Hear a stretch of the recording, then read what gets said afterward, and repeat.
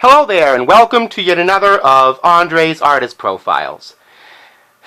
Isn't it interesting how, in terms of the soul, funk, R&B spectrum, so many good things come out of Philadelphia? That goes for jazz and comedy as well. Thank you for Grover Washington, and of course, Bill Cosby.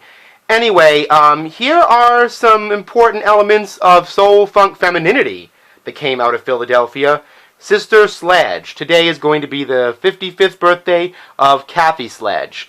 And I just wanted to wish her and her wonderfully talented sisters a very happy birthday to Kathy today. Now, you'll notice with Sister Sledge's albums, I have almost all of their original run records, except for their most famous, We Are Family, which of course has an iconic title cut. I can't give you the reason why I don't have it. It's stupid, it's a terrible omission, and I'm not even going to go into that. But it's a great album, classic.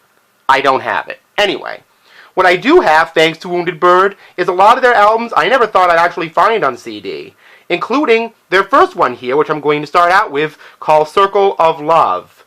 All the albums that you see here are Wounded Bird reissues. So, as you can see, all the sisters were really young at this point. Teenagers and really young women, apparently. This album came out on Atlantic in 1975 and showcases their still maturing voices. Their sound is still very much in the Philadelphia soul, very heavily orchestrated on this album, but it's a really good record. I mean, I highly recommend it to all fans of Philly soul. Their next album, inspired again by Philly, but a very different side of it, more like instant funk, Together from 1977. This is a much funkier record than their first. And when I say funk, I don't mean disco, I mean funk. This album has some heavy funk tracks on it. I don't know any of the musicians who played on it, but they are absolutely wonderful. Okay, as I said, I don't have We Are a Family, and that's a big travesty and that I'm going to be remedying soon.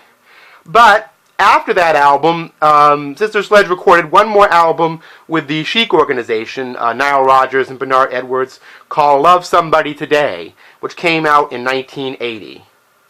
And this album contained 3 songs that I really absolutely love out of Sister Sledge's catalog. Gotta Love Somebody Today is great. You Fooled Around has a great, bass guitar line from Nile and Bernard. Then again, isn't every bass guitar line they do fantastic? You can hear it on Get Lucky. And Reach Your Peak is another amazing song. It actually expands quite a bit on the sound of We're a Family and adds a slightly slicker tone to it, but they severed their relationship with Bernard and Nile after that. I guess, unfortunately, Sister Sledge were a little bit affected by the anti-disco freeze-out, and made this album with Narada Michael Walden, famous for producing Stacey Lattisaw and Johnny Gill, and, of course, the Queen of Soul, Aretha Franklin. This album is called All American Girls. The title song isn't very far removed from a Chic-style production, but there's a slight new wave rock influence across this album, too. The more synthesizer end of it, this album is another very good one. All consistently good tracks from 1981. I highly recommend you seeking that out.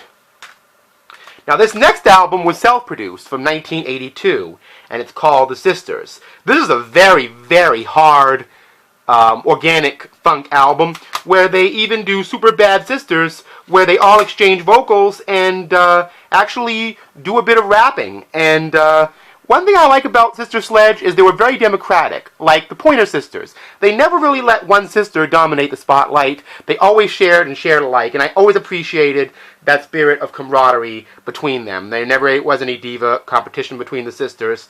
And, objectively, being gay myself, these sisters were, well, very classically beautiful. I mean, even in a context beyond the 80s. And it showed. I mean, they seemed like sirens, almost. And they had wonderful voices. And this album really expressed, their status as funky divas. Not diva divas, but funky divas. This next album came out in 1983. Betcha Say That to All the Girls. This begins a period where they were starting to get into more boogie funk. And George Duke was actually involved in the production of this around the time he did his Guardian of the Light. album and did a really bang-up job. This is a great boogie funk album. You know, their commercial fortunes were starting to wane a little bit in the mid-'80s, but they gained new ground again by releasing this, When the Boys Meet the Girls, their last album for many, many years. And again, Nile Rodgers is back producing them, and this one sounds more like a Duran Duran In Excess kind of production of that time, a little more synthesizer-oriented.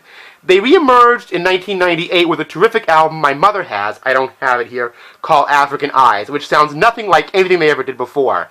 Very pop jazz oriented, a huge, obviously, African influence, and there we have it. That's what I have, anyway, for Sister Sledge.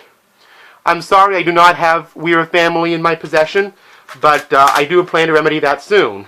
But I wanted to wish a very happy birthday to Kathy Sledge, and I hope to hear more music from the sisters in the future. This is Andre saying to you, see you next time.